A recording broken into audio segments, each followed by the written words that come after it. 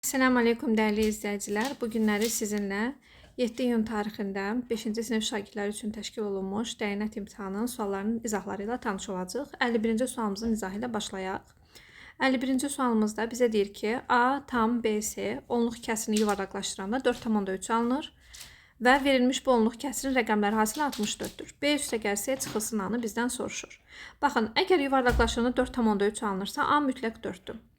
B ya 3-dür, özündən sonra 0, 1, 2, 3, 4 bu rəqəmlərdən biri gəlib ki, olduğu kimi qalıb. Ya da ki, B 2-dir, özündən sonra 5, 6, 7, 8, 9 bunlardan biri gəlib ki, bir vahid artıb. Əgər biz B-ni 3 kimi fərz eləsək, 4-ü 3-ə vuranda 12 eləyir. 12-ni də nəyəsə vuranda 64 eləməz. Demək ki, biz B-nin əvəzinə 2 verəcəyik. 4-ü 2-yə vuranda 8 eləyir. 8-i də 8-ə vursaq 64 eləyər. Demək ki, bizim onluq kəsirimiz olacaq 4,28. Onda bizdə B-miz oldu 2, C-miz oldu 8, A-mız da oldu 4. Doğru cavabımız alındı 6. Doğru olanı seçin. 4 dənə C-ni yan-yana yazmaq olmaz. X-dan əvvəl 2 dənə 1 yazmaq olmaz. L-dan əvvəl 2 dənə X yazmaq olmaz. 4 dənə M-i yan-yana yazmaq olmaz. Doğru cavabımız olur D bəndi. 53-də 18 ilə 72 gedir, qalır 4. 22 ilə 44 gedir, qalır 2. 93 ilə 31 gedir, qalır 3. Gəlin belə eləyək. Bu 7 ilə 14 getsin, qalsın 2. Bu 2-ni 2-yə vuranda 4 eləyir. Bu da bu 4 ilə gedir. Doğru cavab qaldı 3. Buradan 0,3x ya da gəlin birbaşa 10,3x yazaq. Üstə gəlinsin 1,6-da 1 bərabərdir. Neynirəm? 7,3-də 1-i bölürəm 3,3-də 2-yə. 7,3-də 1-i çevirsək, alınacaq bizdə 3-də 22 bölünsün. 3,3-də 2-ni çevirsək, alınacaq 3-də 11. Alınır 10,3x üstə gəlinsin 1,6-da 1 bərabərdir. 3-də 22-ni 3-də 11-ə böldüyümüz zaman doğru cavab alınacaq 2. Buradan 10,3x bərabərdir. 2-dən 1,6-da 1 çıxıram, alınır 6-da 5. X-i tapmaq üçün 6-da 5-i bölməliyəm 10-da 3-ə. Yəni 6-da 5-i vurmalıyam 3-də 10-a. Alınacaq bizdə 18-də 50. 2-yə ixtisar eləsək 9-da 25. Bunu da düzgün olmayan kəsrə çevirəndə 25-i bölürəm 9-a düşür 2 dəfə, qalıq qalır 7. Yəni doğru cavab alındı 2,9-da 7. 54-cü sualımıza baxaq. BD şüası 126 dərəcəli bir körbucaq çəkirəm. 126 dərəcədir. A, B, C. BD gəldi, bunu yarıya böldü. Demək burada 63-dür, burada 63-dür. Sonra da bir dənə BY şüası çəkildi. O da gəldi, buranı yarı böldü. Alındı 31,5, 31,5. 63-ün yarısını tapdım. Bizdən soruşur ABY-ni. ABY buradan bura qədərdir. Yəni 63 ilə 31,5-i toplayırıq. Doğru cavab alınır 94,5. 56-cı sualımıza baxaq. Deyir ki, açılışı verilən düzbucaqlı paralelipedin 2 rəngli üzünün sahələri cəmi 192-dir. Əgər ikisinin cəmi 192-dirsə, bunlar da görürsünüz eyni üzlərdir. Onda birini tapanda 192-ni 2-yə bölürük, alınır 96. Demək bu da 96-dır, bu da 96-dır. Əgər uzunluğunu 12 veribsə, elinə də 8 yazmalıyam ki, vuranda 96 eləsin. Onda tillərimiz alınacaq 5, 8 və 12. Bütün tillərin uzunluqları cəmi üçün toplayıb 4-ə vururuq. Doğru cavabımız alınacaq 100. Y variantı. Keçək 57-yə.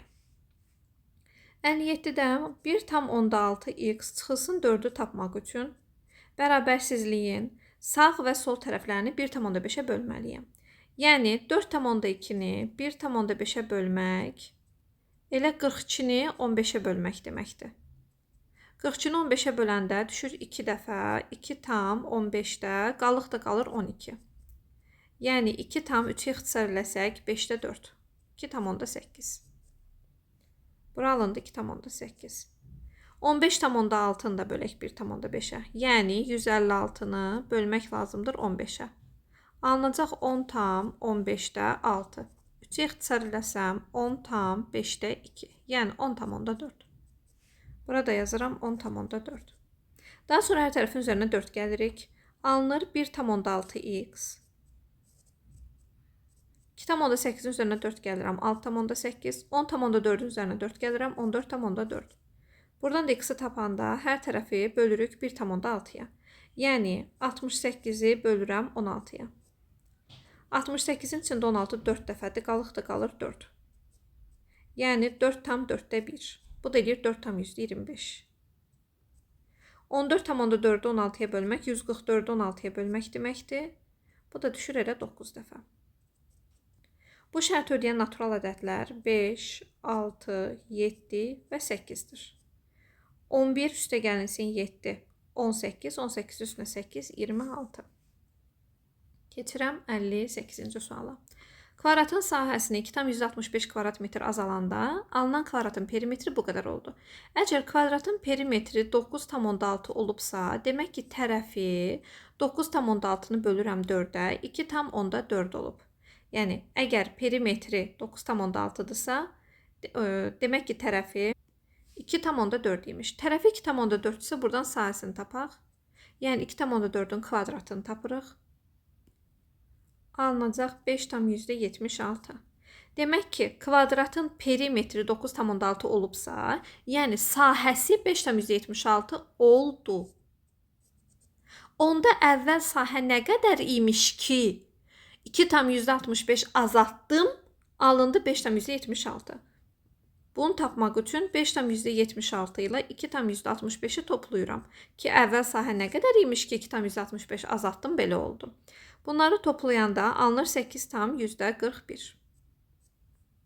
8,41 nəyin kvadratıdır? 2,9-un.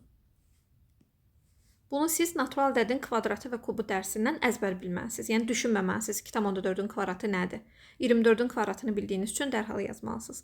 841-də bilməlisiniz dərhal 29-un kvadratıdır və dərhal ona görə götürməlisiniz 2,9. Bizdən perimetrini istəyir. 2,9-u vururuq 4-ə. Bu eləyəcək bizdə 8 üstə gəl 3,6. Yəni 11,6. Doğru cavabımız alındı C bəndi. Variantlar baxıram ki, kvadrat metrdən verilib. Demək ki, mən burada hər bir şeyi kvadrat metrə çevirməliyəm. Hektardan kvadrat metrə çevirmək üçün 4 dənə 0 qabağa gəlməliyik. Yəni 10.000-ə vurmalıyıq. Alınacaq 17. Kvadrat desimetrdən kvadrat metrə keçəndə 2 dənə 0 silməliyik. Alınır 53. A'dan kvadrat metrə keçəndə 100-ə vururuq. Yəni 2 0 qabağa gəlirik. Alınır 103.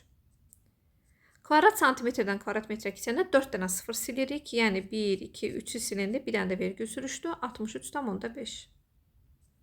Bu cavabları da toplasaq alınacaq 236,5. Bir bütöv pizza 8 bərabər dilimə bölünüb. Pizzanın 2 dilimi artıq yeyilib. Gördüyünüz kimi. Pizzanın ümumilikdə 8-də 3 hissəsinin yeyilmiş olması üçün daha neçə dilim yeyilməlidir? Mən baxıram ki, 8 dilimdən ikisi yeyilib. Yəni 8-də 2 yeyilib. Və bizə deyir ki, 4-də 3-ü yeyilsin. Yəni 8-də 6-sı yeyilsin. 8 dilimdən ikisi yeyilib. Bizə lazımdır 8 dilimdən 6-sı yeyilsin. Demək ki, 4 dilimdə əlavə olaraq yeməliyəm. Bəzən olur şagirdlər düşünürlər, 8-likini ixtisar edirlər, alırlar 4-də 1, 4-də 1-dən 4-də 3-ə keçmək üçün düşünürlər ki, aha, demək ki, mən 2 dilim yeməliyəm. Amma sizdə 4 dənə hissə yoxdur, axı sizdə 8 dənə hissədir. 4 dənə işləməyiniz düzgün deyil. 8 dənə hissə ilə işləməlisiniz. Yəni, ixtisar eləyib 8-ə gətirməməlisiniz, 4-ə gətirməməlisiniz. Tam tərsinə, 4-ü 8-ə gətirməlisiniz. 8-indən ikisi yeyilib, 8-indən 6-sının yeyilməsi üçün 4 dilim sizə lazımdır. 61. Qonşu bucaqlardan birinin 12,5%, digərinin 4-də 1 hissəsinə bərabərdir. Burada ən əsas diqqətli olmalı olduğumuz məqam burada 12,5% verilməsidir. Bunu biz natural ədədə çevirəndə 100-ə bölürük. Alınır bizdə 0,125. Bu da bizə verir 8-də 1 kəsirini. Demək ki, birinin 8-də 1 hissəsi digərinin 4-də 1 hissəsinə bərabərdir. Biz demişik ki, əgər surətlər bir-birinə bərabərdirsə, məxrəzləri olduğu kimi veririk. Yəni, biri olacaq 8x, biri də olacaq 4x. Bunları 4-ə ixtisar edirəm, qalacaq 2xx. Bizə deyir ki, qonşu bucaqlardır. Demək, cəmi 180-dir. Alaram ki, 3x 180-dir, x 60-dır. Gətirib x-in yerinə 60 qoysaq, bu alınacaq bizdə 120, bu alınacaq bizdə 60. Onların da fərqi alınacaq 60. 62-ci sual. Çox öyrəşdiyimiz bir sual tipidir. Qarşı-qarşıya hərəkətdir. Demək ki, qarşı-qarşıya hərəkətdir. Bunlar hərəkət eləyiblər və hərəkət eləyəndən sonra aralarında 6,5 kilometr məsafə qalıb. Demək ki, biz ümumi şəhərlərin arasındakı bu məsafəni axtaranda, yəni ümumi S-imiz bərabərdir. Bu avtomobillərin getdiyi yol, yəni S ümumi bərabərdir. Avtomobillərin getdiyi S-ə, bir də bu arada qalan məsafə olan 6,5-ə. Bəs avtomobillərin getdiyi yolu necə tapacağıq? Qarşı-qarşıya hərəkətdə gedilən yolu tapmaq üçün sürətləri toplayırıq. Yəni 87,64-lə 95,36-nı toplayırıq. Vururuq bunu 1,5-ə. Alınan cavabın da üzərinə gələcəm. Həmin bu arada qalan məsafə olan 6,5-ə. 87,64-dən 95,36-nı toplayaq. Yəni 87 ilə 95 toplayıb üzərinə də 1 gələcək. Bu bizdə eləyəcək 170, 180, 183. 183-ü vuracaq 1,5-ə. Üzərinə də gələcək 6,5. Bu da bizə verəcək 281. Yəni doğru cavabımız olacaq B bəndi. 63-cü suala baxaq. 63 tipli sualları da biz müxtəlif formalarını görmüşük. İndi burada dəyişənli ifadənin içərisinə verib. Uzunluğu A, eni B-dir və tarlanın hər hektarından ot biçilib. Ot biçiləndə sahədən bitilir. Sahəni tapmaq üçün A-nı B-yə vururuq. Alınır AB kvadrat kilometr. Yəni sahə vahidi olaraq kvadrat kilometr alınır. Bizdə isə hər hektardan ot biçir. Demək ki, kvadrat kilometrdən hektara keçirəm. 100-ə vururam. Alınır 100 AB. Yəni ümumi sahəmiz 100 AB-dir.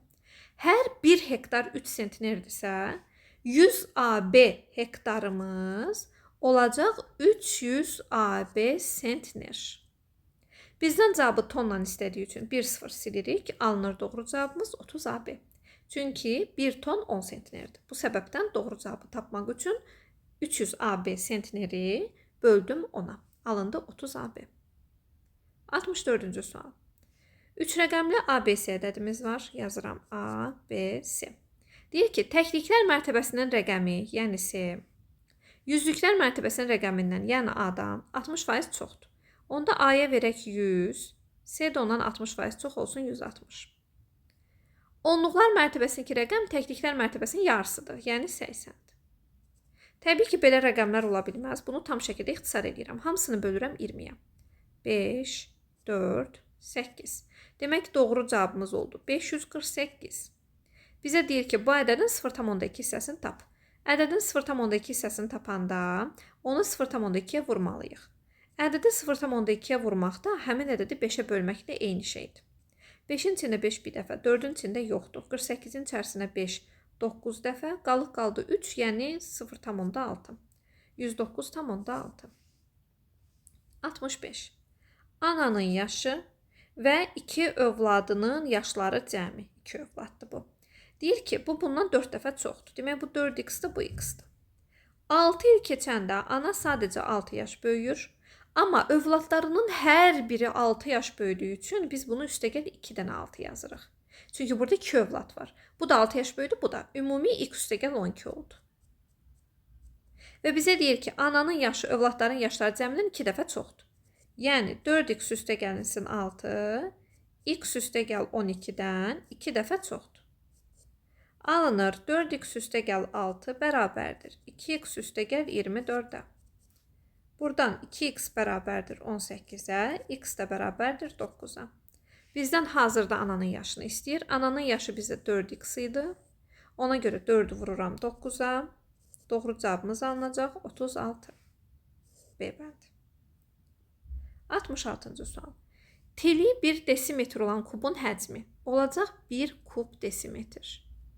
Bu da deyir 1 litrdir. Bəli, 1 kub desimetr ilə 1 litrdən eyni şeydir. Bu düzdür. 2 cüt natural ədədin əbobu 2-dir. Xeyr, 2 ardıcıl cüt natural ədədin əbobu 2-dir. Məsələn, birini götürərəm 6, birini götürərəm 12. Əbob eləmədi 2. Əbob elədi 6. Yəni 2 ardıcıl cüt deməli idi. Ardıcıl cüt deməsə əbob 2 deyil. Fərqli-fərqli ədədlər ola bilər. Bizə deyir həmişə doğrudur. Bu həmişə doğru bir şey deyil. Bəzən doğrudur, bəzən yanlışdır. Ümumi sahəsi 1 hektar olan kvadrat şəkildə torpağın perimetri. Əgər sahəmiz 1 hektardırsa, buradan kvadrat metrə keçəndə alınacaq bizdə 10.000 kvadrat metr. Sahəmiz 10.000 kvadrat metrdirsə, tərəfimiz alınacaq 100. Buradan da perimetrimizi tapanda alınacaq 400. Yəni bu doğrudur. X dəyişəninin istənilən qiymətində natural özü vurğulayır. Bu qiymət təkdir, bəli. Çünki 2-ni nəyə vurursansa vur, hansı naturalda da vurursansa vur, həmişə alınacaq cüt. Cüt ədədin də üstünə 5 gələndə həmişə alınacaq tək. Çünki cüt ədədin üstünə tək ədəd gələndə həmişə tək ədəd alınır. Bu doğrudur. Ədədin 25% həmin ədədin 2də biridir. Xeyr, 25% həmin ədədin 4də biridir. 2də 1 yarısı deməkdir, o 50%-dir. Yəni doğru olan bizim 3 təklifimiz var. Bərabər yanlı 3 bucaqdır. Oturacağı 4/3-dir. Yan tərəflərinin hər biri isə oturacağın 4/3 hissəsidir. Demək, 4/3-nin 4/3 hissəsi necə tapılır? 4/3-ni vurmalıyam 4/3-ə. Alınacaq bizdə 3-də, bu eləyəcək bizdə 14, vur 4/3. Yəni 4-də 14, bu da eləyir bizdə 2-də 7. Yəni bu da 2-də 7-dir, bu da 2-də 7-dir. Bizə lazımdır perimetr. Perimetr tapmaq üçün 2-də 7-ni vururam 2-yə, çünki ondan 2 dənədir. Üstünə də gəlirəm 4/2. Alınır 7 üstə gəl 4/2. Alınacaq 11/2. D-bənd. Növbəti suala baxaq. Bizə deyir ki, baba, sahəsi 32 kvadrat metr, eni isə 5/3 olan düzbucaqlı formalı bağın bütün kənarları boyunca metal tordan çəpər çəkmək istədi. Bunun üçün babaya neçə metr uzunluqda metal tor lazımdır? Şərti oxuyan kimi anlamalısınız ki, sizə perimetr lazımdır. Yəni, sizə bağın perimetrini tapmaq lazımdır. Sahəsi var, 32-dir.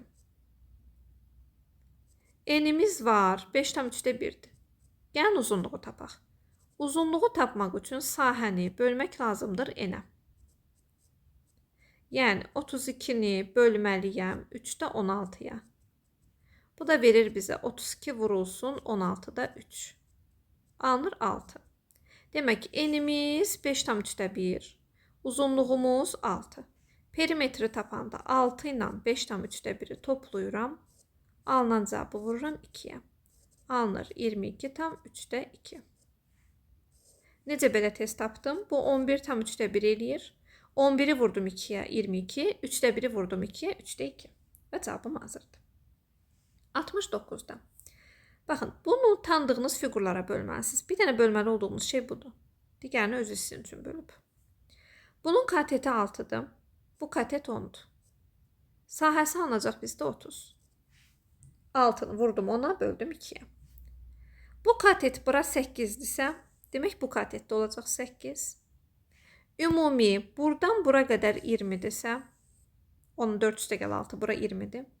Burada 16-dırsa, burada, bura hissə, yəni baxın, buradan bura qədər 16-dır. Ümumi də 20 olduğu üçün bura qalır 4. Onda buranın sahəsini tapanda 8-i 4-ə vurub 2-yə bölürük, alınır 16. Burada düz bucaqlıdır, sahəsini tapanda 16-nı 8-ə vururuq. Alınır 80, 48, 128. Ümumi sahəmiz 128, 16, 30. 128-in üstünə 16 gəlirəm, 144, üstünə də 30, 174. Doğru cavabımız oldu 174. Keçirəm 70-ci suala. Ölçüləri 48 və 60 olan düzbucaqlı formalı karton vərəq heç bir tulantı olmadan bərabər ölçülü kvadratlara bölünməlidir. Bu halda ən az neçə kvadrat əldə etmək olar? Bir düzbucaqlını kvadratlara böldüksə, yəni baxın belə düşünün, düzbucaqlıdır, bölünüb kvadratlara. Siz bunun içində aparırsınız bu prosesləri. Demək ki, sizə sahə lazımdır. İçində neçə kvadratın olduğunu tapmaq sizə sahəni verir. Birinci əbubu tapıram. Niyə görə? Çünki kvadratın sayının az olması üçün götürdüyüm kvadratların tərəfi çox böyük olmalıdır. 48 və 60-ın əbubu alınır 12. Yəni, belə düşünün. Əgər sizin eniniz əgər 48-ə bərabərdirsə, şəkli biraz sərgəl çəkim. Enimiz 48-dirsə, uzunluğumuz 60-dırsa, kvadratımızın tərəfi 12-dir. Tərəfi 12 olan kvadratdan burada nə qədərdir? 4 dənə. 48-i böldüm 12-yə. Tərəfi 12 olan kvadratdan burada nə qədərdir? 5 dənə. İndi bizə sahə lazımdır axı. Elə bir ki, sizdə belə olacaq. 4 dənə buradan bölünüb. Baxın belə. 4 dənə buradan bölünüb. 5 dənə də buradan bölünüb. 1, 2, 3, 4, 5. Burada ümumi nə qədər kvadrat var, necə tapırlar? N-ni uzunluğuna vurursan. Yəni 4-ü 5-ə vururuq, doğru cavabımız alınır 20. Oturacağının tərəfləri 5 və 6 olan düzbucaqlı poliped formalı qaba bir qədər su dökülüb.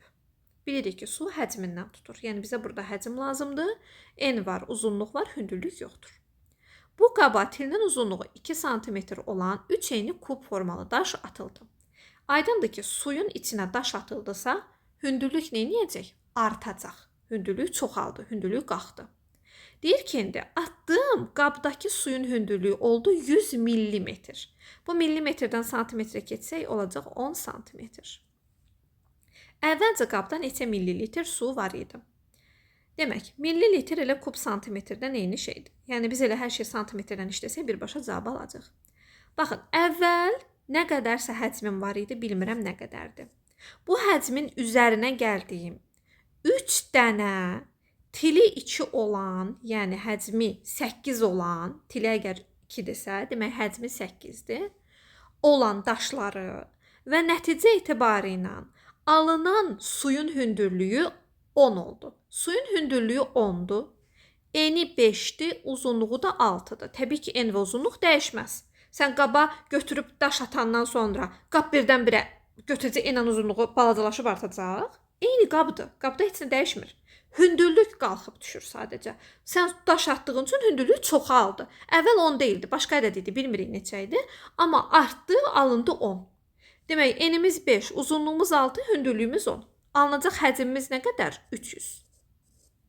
Buradan da x-i tapanda 3-ü vururam 8-ə 24 bərabərdir 300-ə. Demək ki, əvvəl bizim həcmimiz 300-dən 24 çıxırıq, 276 kub santimetr imiş. Millilitrdə ilə kub santimetrdən eyni şeydir. Ona görə doğru cavabımız alındı. Üzr istəyirəm, 276. 72-ci sual. 80 mənzilimiz var. Mənzilin 40% 2 otaqlıdır. 80-in 40%-ni tapıram. Demək, 32 dənə 2 otaqlımız var.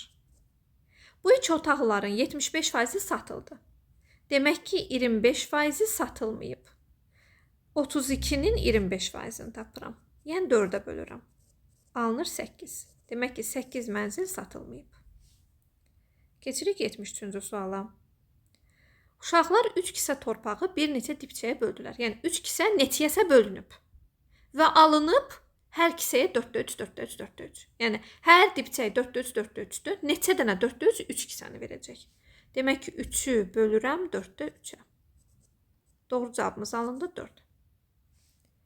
74 və 75-ci sualımız. Deyir ki, kafedə alma şirəsi 3,2 manata satılır. Qutabın qiyməti bundan 0,4 manat ucuzdur. Yazaq. Alma şirəsi. Bunun qiyməti 3,2-dir. Qutab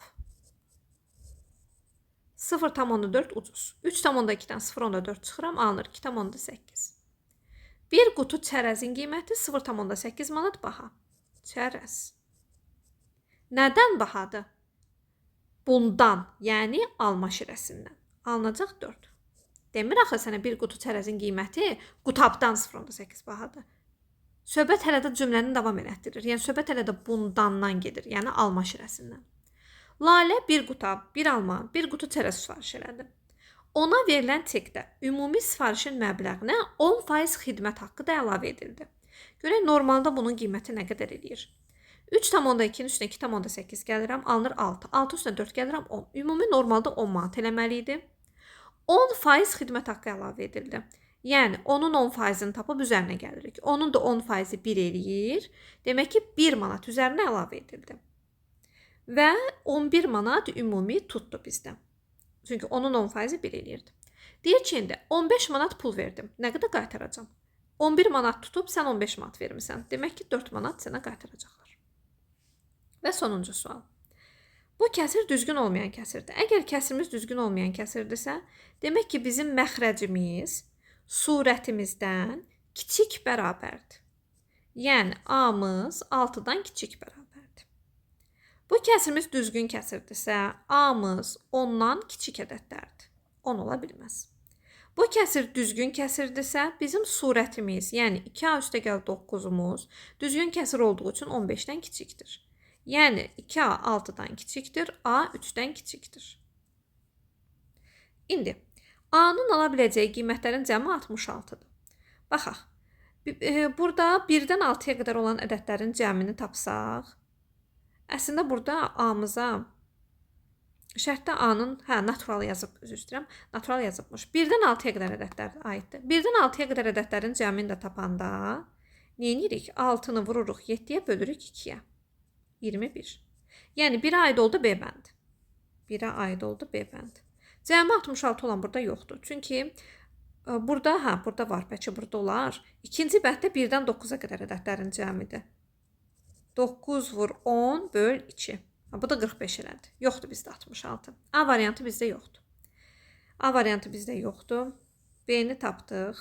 C-yə baxaq. A-nın ala biləcəyi natural qiymətləri sayı 9-dur. Bəli, bu ikinci bəndədir. 9 dənə ədəd var, 1-dən 9-a qədər. A-nın ala biləcəyi natural qiymətlərin sayı 6-dır. 1-dən 6-ya qədər hansındaydı? Birinci bənddə idi. 1-dən 6-ya qədər almışdıq. Yəni D bəndi. Üçüncüyə də aid olacaq Y. Natural qiymətlərin cəmi 3-dür. Burada 2 dənə ədəd ödəyir. 1-dən 2, onun da cəmi alınır 3. Bununla da sualların hər birisini izah elədim. Yəqin ki, fikrim maraqlı olar. Gəlin ümumi suallara tək-tək baxaraq mən sizə fikirlərimi deyim ki, burada hansı sual, hansı səviyyədə idi. Baxın, burada 51 suallı, əslində qalsam, biraz məntiq tələb eləyən, haradasa deyərəm, yeni tipli bir sual idi. Orta səviyyəli sual olaraq dəyərləndirək. 52 asandı görmüsüz, 53 asandı görmüsüz, 54 hesablamadı asandı görmüsüz, 55 asandı görmüsüz, 56 kitabınızda var görmüsüz, 57 kitabınızda var görmüsüz, 58 kitabda var görmüsüz, 59 kitabda var görmüsüz. 64-cü sinif səviyyəli bir sualdır. 4-cü siniflərdə bu səviyyədə düşür.